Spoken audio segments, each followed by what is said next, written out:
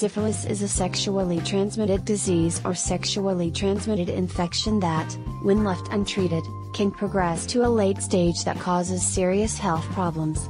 The infection alternates with periods of being active and inactive, latent. When the infection is active, symptoms occur.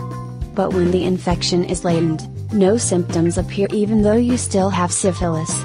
Anyone who comes into close physical contact with a person who has syphilis can develop syphilis.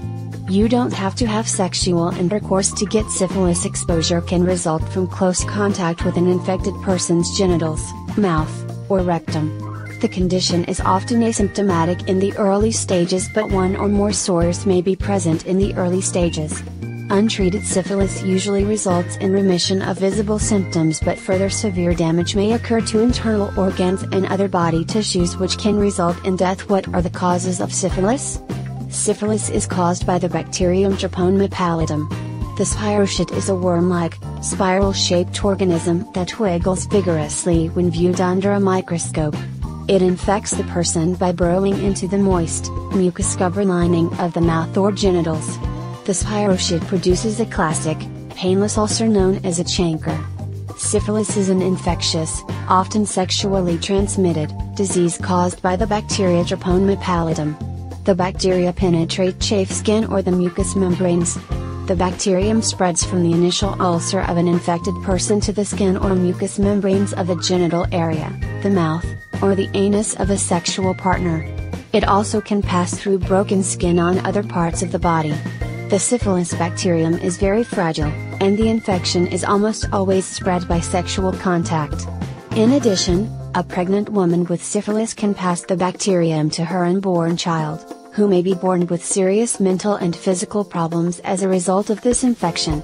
But the most common way to get syphilis is to have sex with someone who has an active infection. Transmission most often occurs when one person comes into contact with lesions on an infected person through sexual activity. Men are more vulnerable to contracting syphilis than women.